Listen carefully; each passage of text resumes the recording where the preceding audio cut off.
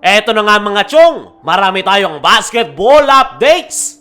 Barangay Ginebra, gaano nga ba kabalanse ang opensa ngayong Philippine Cup? Justin Brownlee maglalaro sa Indonesia. Matapos nga ang stint nitong si Justin Brownlee sa ating national team na Gilas Pilipinas sa kakatapos lang na FIBA Asia Cup qualifiers, ay mukhang sa Indonesia nga muna pansamantalang maglalaro itong si Justin Brownlee habang wala pang Gilas Pilipinas at habang inaantay na matapos ang All Filipino Conference sa PBA. Ayon nga sa isang kilala na sports page sa Indonesia na Main Basket, na sa Indonesia nga daw maglalaro si Justin Brownlee. Ayon nga sa kanila ay halos kumpirmado na daw sa Indonesia maglalaro si Justin Brownlee at mayroon na nga daw itong kupunan na lalaruan. Hindi nga binanggit kung anong team yung lalaruan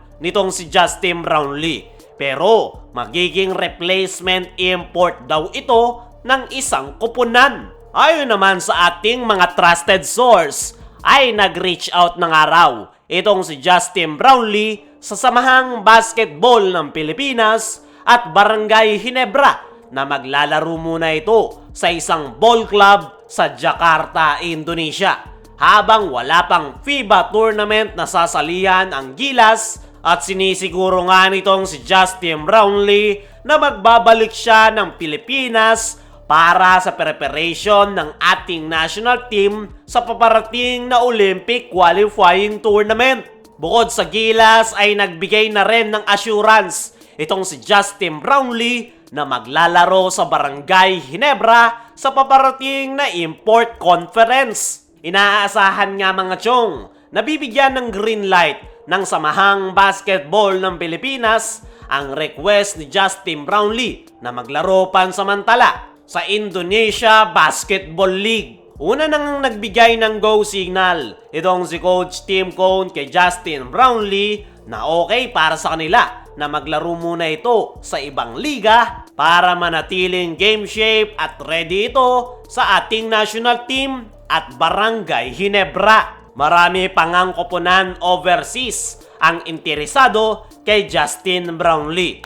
Pero yung problema nga mga chong ay gusto nila ng long-term contract kay Justin Brownlee. Kaya naman, mas malaki nga yung tsansa ngayon na sa Indonesia talaga maglalaro itong si Justin Brownlee dahil gusto nga nito ng short-term contract dahil yung kanyang goal kung bakit siya maglalaro overseas ay para manatiling healthy at game shape ang kanyang katawan para makapaghanda sa paparating na Olympic qualifying tournament at kanyang pagbabalik sa Barangay Ginebra. Para sa akin mga chong, ay tama yung plano ni Justin Brownlee na maglaro muna overseas dahil matagal-tagal nga siyang nabakante matapos itong patawan ng suspension ng FIBA. Alam naman natin na hindi na bumabata itong si Justin Brownlee at kailangan nga nito ng panahon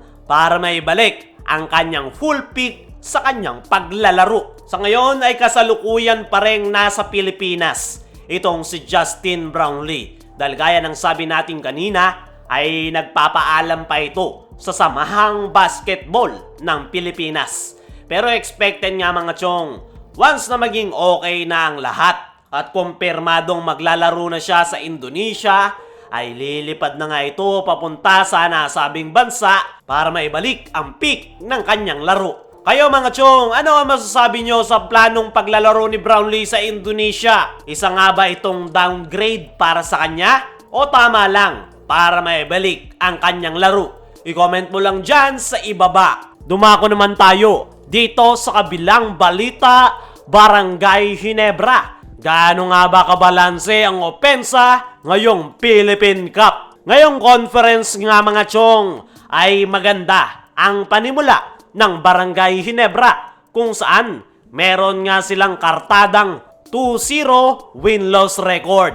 Masyado pa nga maaga para sabihing sobrang ganda ng opensa ng Barangay Ginebra. Pero kung titingnan nyo ang kanilang last 2 games ay balanseng-balanse. Ang flow ng kanilang opensa, lahat nagko-contribute, kaya ang resulta ay hindi nga malaman ng mga kalaban nilang kupunan kung sino ang dapat tutukan. Maging si Ralph ko nga mga chong ay napakaganda ng ipinapakitang performance kung saan sa last game nila kontra Phoenix ay siya pa ang tinanghal na best player of the game kung saan nakapagtala ito ng 12 points. At kung papansinin nga natin, yung player rotation ni Coach Tim Cone ay napakalayo sa usual Barangay Ginebra. Dahil kung noon ay 6 to 7 players lang ang pinaglalaro ni Coach Tim Cone, ngayon lahat ng kanyang players nakapaglalaro maliban na lang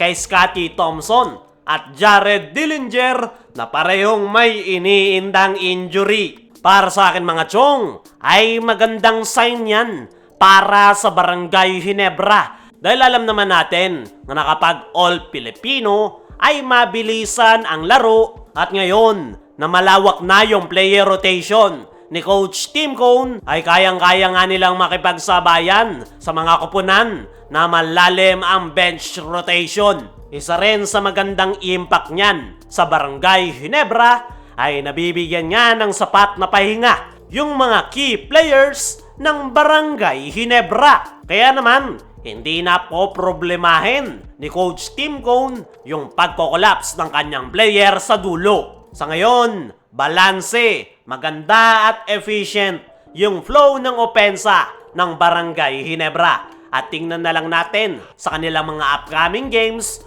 kung mapapanatili nga ba nila yan.